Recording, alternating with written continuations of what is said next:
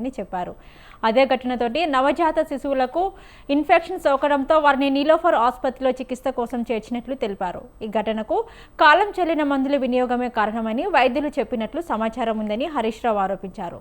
ఈ వ్యవహారంపై సమగ్ర విచారణ జరిపి బాధ్యులపై కఠిన చర్యలు తీసుకోవాలని ప్రభుత్వాన్ని డిమాండ్ చేశారు.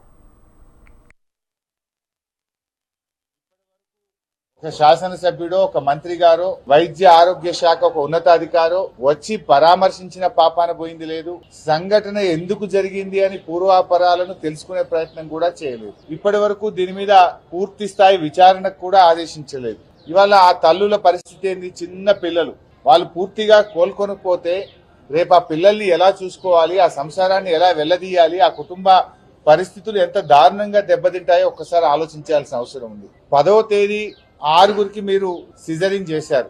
ఎప్పుడైతే వాళ్ళకి ఇన్ఫెక్షన్ వచ్చిందో మరి మళ్ళీ 11వ తేదీ ఎందుకు చేశారు? ఒకవేళ 10వ తేదీ సిజరింగ్ చేసిన వాళ్ళు రాత్రి నుంచే మోషన్స్, వామిటింగ్స్, చలి జ్వరంతో బాధపడుతున్నప్పుడు అదే థియేటర్ లో మళ్ళీ 11వ తేదీ మరో 4గురికి కూడా సిజరింగ్ చేయడం వల్ల ఆ 4గురు కూడా ఎఫెక్ట్ అయినారు. అంటే ఇక్కడ వాళ్ళని మేము మాట్లాడినప్పుడు 2 విషయాలు చెప్తా ఉన్నారు. పేషెంట్స్ యొక్క అటెండెంట్స్ గానీ, పేషెంట్స్ గానీ, థియేటర్ లో ఉన్నటువంటి ఇన్ఫెక్షన్ మాకు సోకింది. థియేటర్ మెయింటెనెన్స్ సరిగా లేకపోవడం వల్ల మేము 10 మంది డాక్టర్ల నిర్లక్ష్యానికి బలయ్యాము అని చెప్పి చెప్తా ఉన్నారు. ఇంకొక పేషెంట్ అటెండెంట్ ఏమంటున్నారంటే కాలం చెల్లిన మందులు వాడారు, ఎక్స్పైర్డ్ మెడిసిన్ మాకు ఇవ్వడం వల్ల మాకు ఈ పరిస్థితి ఏర్పడ్డది అని చెప్పి ఇంకొక పేషెంట్ యొక్క అటెండెన్స్ చెప్తా ఉన్నారు.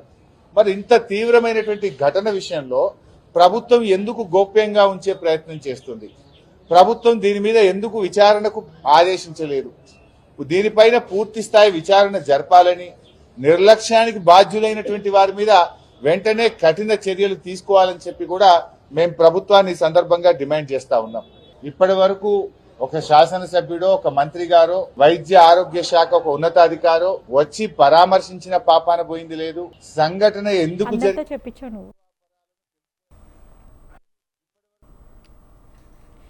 ఖమ్మంలోని అత్యాచారానికి గురైన బాలిక ఘటనపై కూడా హరీష్ రావు స్పందించారు.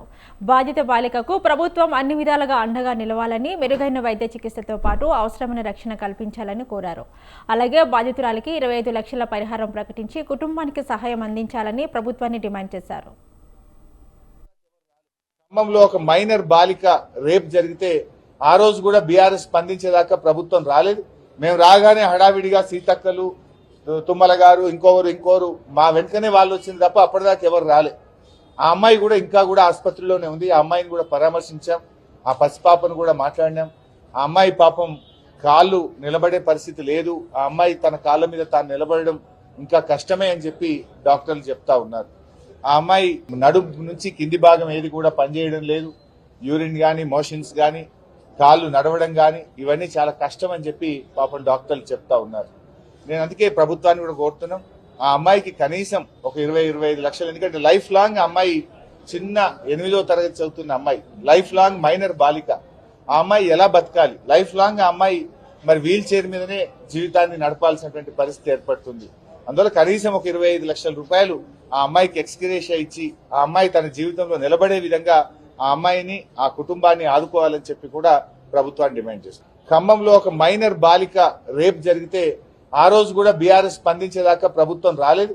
మేము రాగానే హడావిడిగా సీతక్కలు, తుమ్మల గారు, ఇంకోరు మా వెంటనే వాళ్ళు వచ్చింది తప్ప అప్పటిదాకా ఎవరు రాలే. ఆ అమ్మాయి కూడా ఇంకా కూడా ఆసుపత్రిలోనే ఉంది. ఆ అమ్మాయిని కూడా పరామర్శించాం, ఆ పసిపాపను కూడా మాట్లాడినాం.